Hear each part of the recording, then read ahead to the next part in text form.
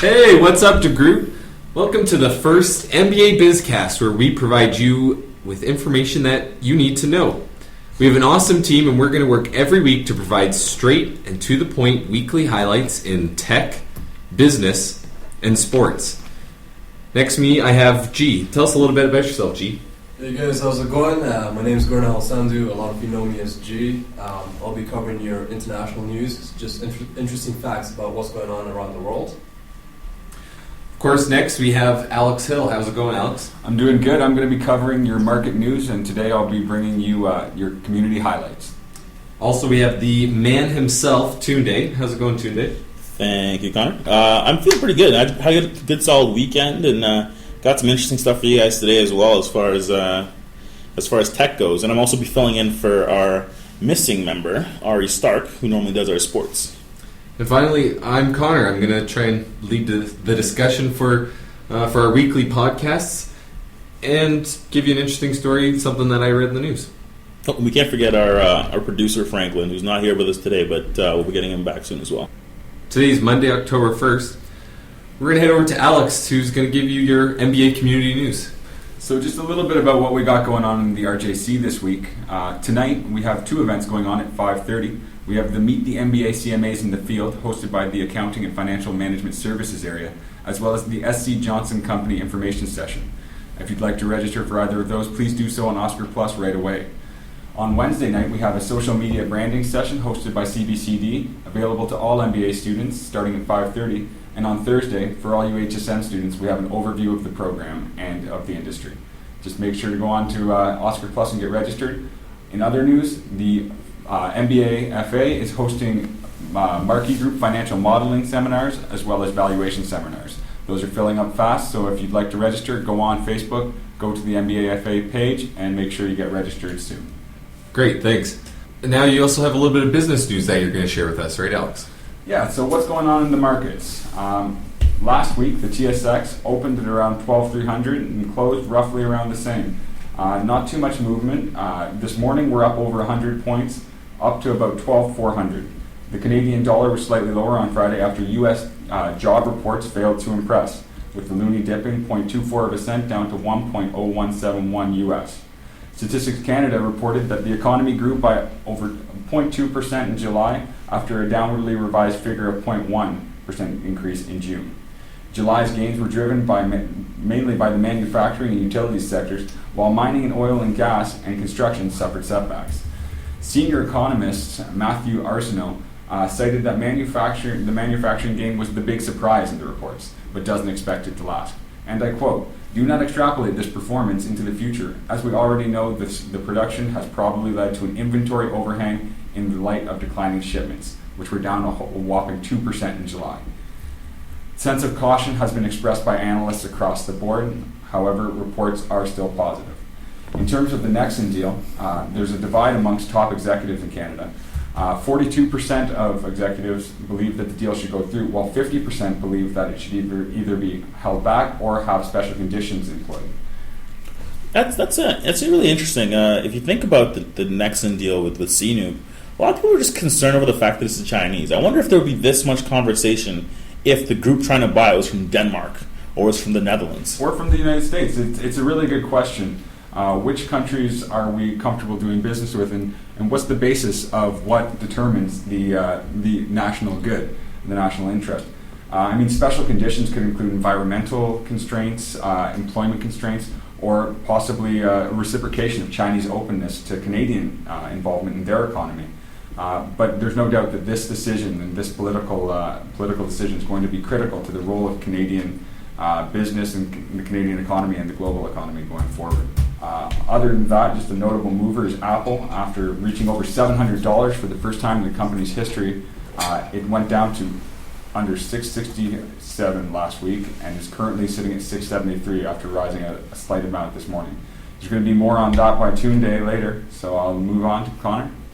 Thanks, Alex. Now, I'm sure you guys have at least heard of Dragon's Den. I'm sure we all have. You're Canadian, have heard of Dragon's Den. One of the big stars of Dragon's Den is Kevin O'Leary. He's the bald guy who likes to yell at everyone who comes on. I'm not a fan of that guy. Mr. Wonderful. People either love him or hate him. Basically, He made his fortune selling his educational software company, SoftKey, for about $1 billion to Mattel. So that's where he got his big startup and fortune. Then in 2008, he launched O'Leary Funds, which essentially promised high yields and capital protection. A year after opening, he had already raised $1 billion in investments and basically boasted that he was going to have $5 billion by the end of 3 years. 2 years later, so this is in 2011, 21% of the original capital has been pulled out. So Not doing so well. not doing so well at all. Not doing hot. I definitely I saw him to actually try and sell these funds earlier this summer, and it was all related to picking only dividend producing stocks, which I think is kind of a restrictive approach to investing. Yeah, and the interesting part about that is he isn't even managing the money at all. He's hired someone else. This guy's name is Connor O'Brien, so he manages all the funds under management. And this Connor O'Brien guy, he comes from previous work with Merrill Lynch and Lehman Brothers. So It's a great track record. yeah, exactly. It's a great track record. So lesson learned: if any of our listeners are millionaires and thinking of going with O'Leary Funds, just save yourself the trouble and don't do it. Don't do it, okay. If you want more information on this, there is a very, very interesting article in the Globe and Mail. Just Google search Kevin O'Leary. He's not a billionaire. He just plays one on TV. It will definitely change your perspective or provide you new insight on Kevin O'Leary.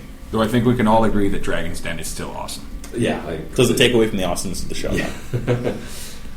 Okay, now we're going to head over to G. G, what's going on in the world?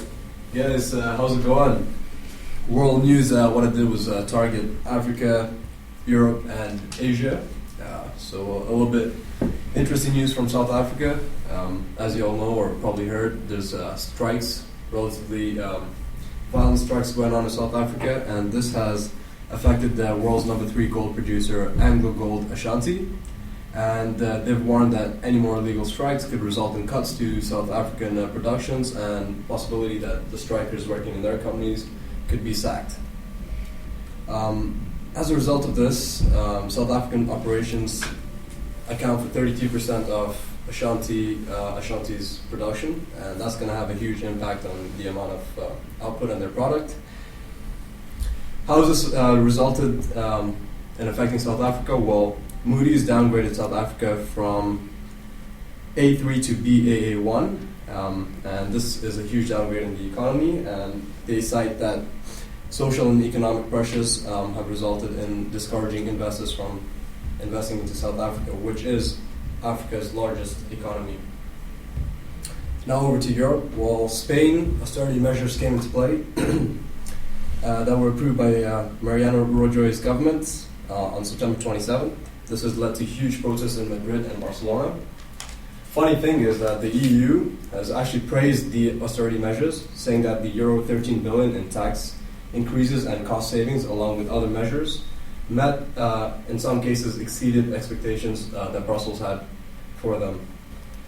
Results of this, financial markets relatively calm in Europe, given the confidence in the fact that people have in these measures. As far as the Spain austerity measures, it's surprising the amount of protesting and strikes. It's kind of crazy. Someone's offering you money, prevents you from going completely under, and you're complaining because you still want to be able to take extra long vacations, you want bonuses paid out, you want tax credits so you can buy a new TV. Like it's not realistic when it's funds being lent in an emergency case. If you go and say, hey, let me borrow money, you can do whatever you want with it. If it's I need to borrow money because I'm about to about to go to jail for my debt, it's a different story. You can't use the money for whatever floats your fancy. It's got to be towards infrastructure and getting their economy back. It definitely sounds like the sense of urgency is missing. I think it might have to do with the climate, possibly the beautiful beachfronts and the beautiful Spanish women. I'm not positive exactly what the cause and root of that would be, but and I think their history plays into it too. Right? They were able to make a lot of their early fortunes as a nation from their colonization, and they don't have a huge industrial background. And you know how Germany's bailing everyone out right now. But they too have gotten a benefit from this whole fiasco because the euro's gone down so low that they're able to export cars, which is not just cars, but they manufacture. They're able to export their manufacturing goods at a lower price, And it's only happening because Portugal, Ireland, Greece, and Spain have brought the euro down so much, they're able to make money. So even though they're handing out money, they know that they made some of this money because of these nations that aren't being as successful right now. Funny thing, bring back to cars. Last week I read a few articles on how the slow growth in the European economies and all the whole crisis has actually started to affect car manufacturers like Porsche and Mercedes, BMW. It hadn't initially, but now it's started to reduce in the numbers and production numbers. You can definitely see the effect of this whole crisis now. So It's amazing how one little thing just Ripple effect. Tunde, you want to talk about our North America's two most favorite phone providers, Apple and it used to be RIM. RIM's not quite dead yet. They're going to have a chance, an opportunity in the first quarter of next year just to kind of see if they can bounce back. But let's start with Apple. So I think everyone knows they made a new phone recently, the iPhone 5. Has any of you seen the iPhone 5 yet? Yeah. I've yet to actually see one in the physical In the world. wild? Looks like someone just took a rolling pin to the iPhone 4 and rolled it out. Yeah, a little thinner, a little longer. There's a couple people in our program that have them. They're fantastic looking device, really sleek. But you can still mistake it for the iPhone before it, which I always feel is a negative thing. Although some people like consistency. It's like every year they kind of upgrade the look of the Porsche 911. It still looks like last year's 911, but a little bit different. Anyway, let's get back on track. So the big thing with new iPhone and with all the new iPhone releases, they do a new OS. So this is iOS 6. Now for this one, they decided they wanted to break free of Google. I don't know why anyone would want to do that, but they decided to break free of Google for some, I guess, competitive reasons, and they ditched YouTube and Maps. Now YouTube wasn't felt so strongly because Google has already been working on a really top-notch HTML5 client for a while, and the Android client I think is based off HTML5. It has some native elements, but they made a new YouTube client for multiple devices, tablets, and all that. So as soon as Apple dropped their YouTube app, Google was ready to step in. They made a brand new YouTube app. You can grab that from the App Store, and it's fantastic. It looks just like the YouTube interface on a desktop or on any Android device, and it works out. On the other hand, the Maps, Google is yet to make a new Google Maps, and Apple removed Google Maps from their mapping, and they now use their own iOS maps. Now, the maps themselves are powered by, I believe, TomTom, does the actual mapping data, and has turn-by-turn navigation built in. So, all in all, it sounds like a good thing, but you lost transit directions, so no more trains, especially in major cities like Toronto, New York. No trains, no buses, no subways. It's not like people use public transportation or anything. No. In Apple's mind, everyone's rich and drives luxury cars, so we don't need that. It's been generally poorly received. There's been problems they have a really cool 3D flyover, so you can see all the buildings and everything animated in 3D. Which, when they demo it, it looks amazing. You're flying around New York City with all these 3D futuristic buildings. Slight problem: huge holes in Europe and anywhere outside of the United States, especially in Asia as well. And they also have, even within North America, the Statue of Liberty isn't quite straightly aligned. The Brooklyn Bridge is like warped in the middle. There's serious problems with the way this 3D flyover looks. apparently there was problems with locations and names of buildings and restaurants, etc. Yeah, exactly. Yeah, there's one kind of popular case, and you can look this up. A gentleman has an airfield. It's by his house. It's a huge airfield. It's been falsely reported as an airport. So there's an airport logo, and it's telling you when you search up, for things near to me, it tells you it's an airport. It's just an airfield with some small biplanes and small planes, but you can't book flights out of there. And Apple didn't notice this until after it came out into release.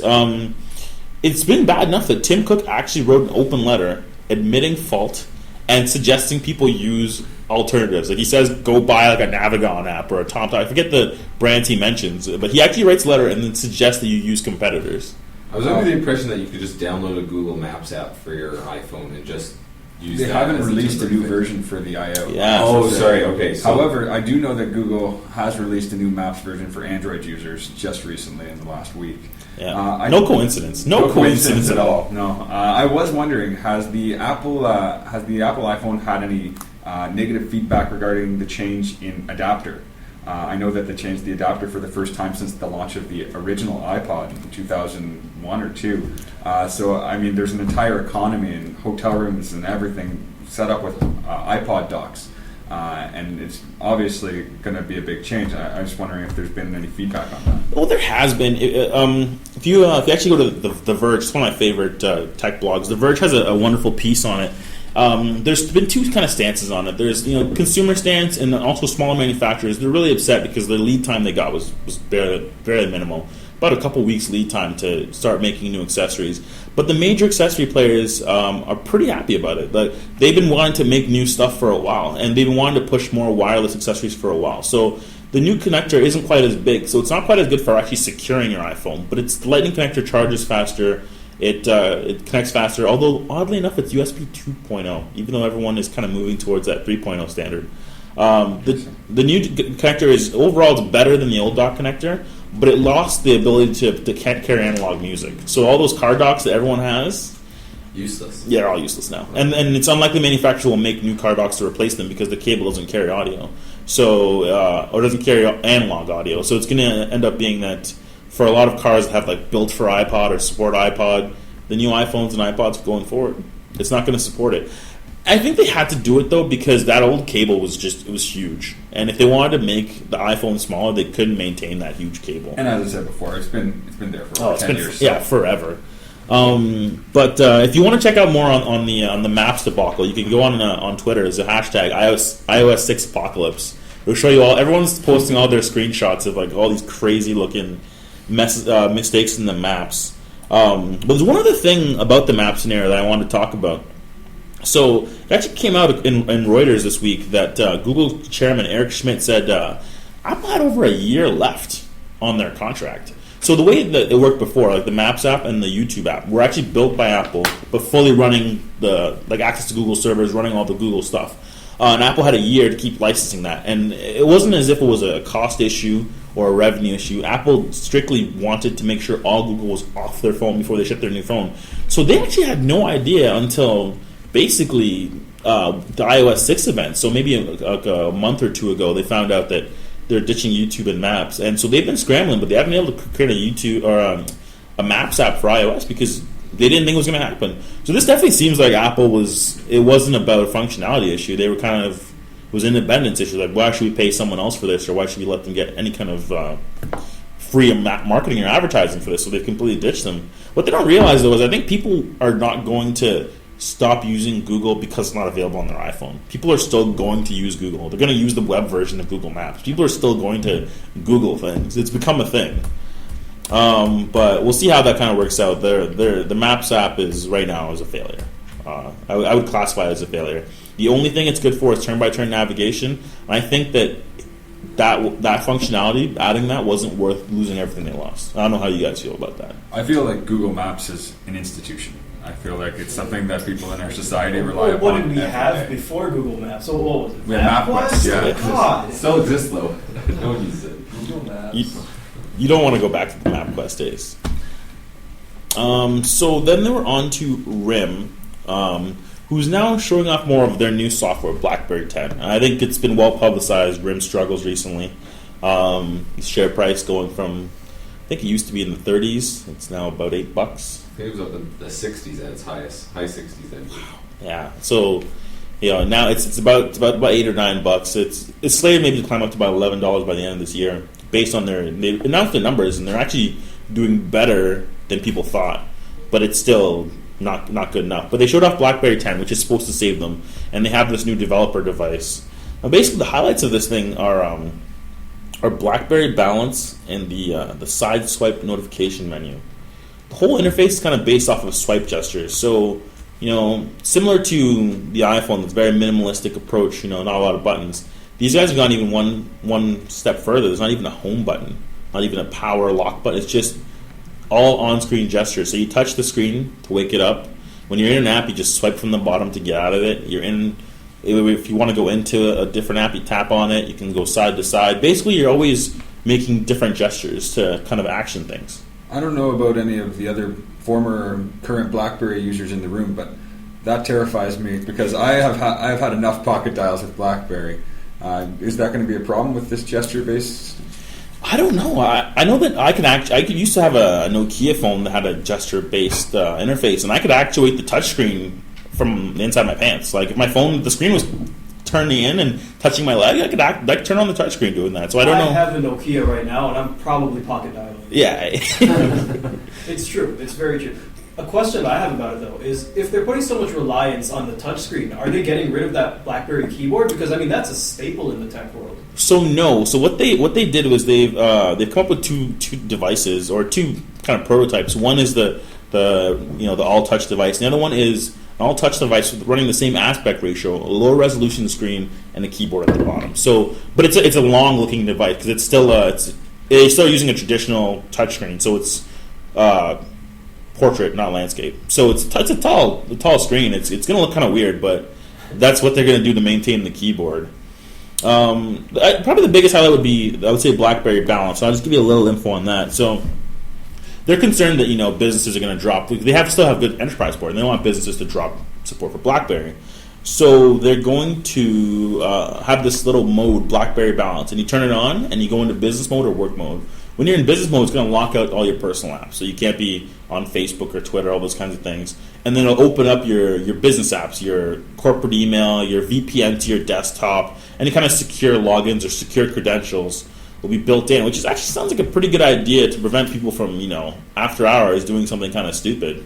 Or during the day getting distracted. You turn on BlackBerry. In theory, you're still self-policing. You turn on BlackBerry Balance, and you have your all your enterprise stuff built in. You turn it back off, and you're back to personal. It definitely reminds me of the Offspring's Work and Play. Sorry, and just to make a quick correction to what I said earlier, Reddit's highest was at about trading at about $150. Wow. It's now down to $8. That's, of course, that was before the recession, and then after the recession, the highest was at about 60, 70. still incredible. So this week I'll be filling in for Ari on our weekly fantasy stock exchange. And this first installment, he's got you the Bulls and the Bears. Now, first things first, you got to move over LeBron James. We know there's a new savior in town in Miami, and South Beach's new savior is called Brian Hartline. That's right, Dolphins wide receiver Brian Hartline went off from the Cards yesterday for 253 yards receiving and 1 touchdown. Amassing 455 yards through his first 4 games of the season, he's quickly emerging as one of the top wide receivers in the game. And he will be having a couple weak opponents coming up against Cincinnati and St. Louis. He's a must-add, and he's available in a lot of 12-team and points-per-perception leagues. If you're in the market for a quarterback, the target you may be looking... If you're in the market for a quarterback, I just may have the alternative name you're looking for. Kevin Kolb has quietly risen to fantasy relevance, improving his numbers each week, culminating in yesterday's stellar 324-yard, 3-touchdown performance. Only 2 TDs off his career high, mind you, and there's 3 quarters of the season still left. Kolb's getting better. The Cards are having a breakout season, rolling at 4-0, and have no signs of slowing down. Now, will the real Steven Jackson please stand up, or at least break some tackles? Usually holding the blue chip value, Steven Jackson has done very little for fantasy owners this season, averaging 48 yards a game and about 3.3 yards a carry. He's getting up there in age. He's 29 years old, which is equivalent to 60 in running back years. And I think there's very little to be expected from a man who's drafted top. I think there's more to be expected of a player who was drafted top 30 in most leagues. I wouldn't bench him just yet, but my hand's on the trigger. And one more lackluster showing, he'd be gone. Is it just me, or are they some big-name tight ends not producing like they used to? Jimmy Graham is still his usual beast self, but one guy that comes to mind is Jason Witten. With just 76 yards and no touchdowns this season, it seems Witten can't keep up with Dallas' pass-friendly offense. Ranked second in targets on the team, Witten has no excuse, except maybe less than perfect spleen, to not function at a high level. I'd hedge my bets and pick up someone like Scott Chandler or Heath Miller, Chandler on the Buffalo Bills, Miller on the Pittsburgh Steelers, to replace Witten if he's currently in your starting lineup. And that's what you need to know for fantasy sports this week. Thanks for listening, everyone, to our bi-weekly What's Up DeGroote Biz podcast. You can reach out to us at Twitter at What's Up DeGroote or by email at whatsupdegroot@gmail.com. We appreciate all your comments and feedback, and tune in again. Peace out.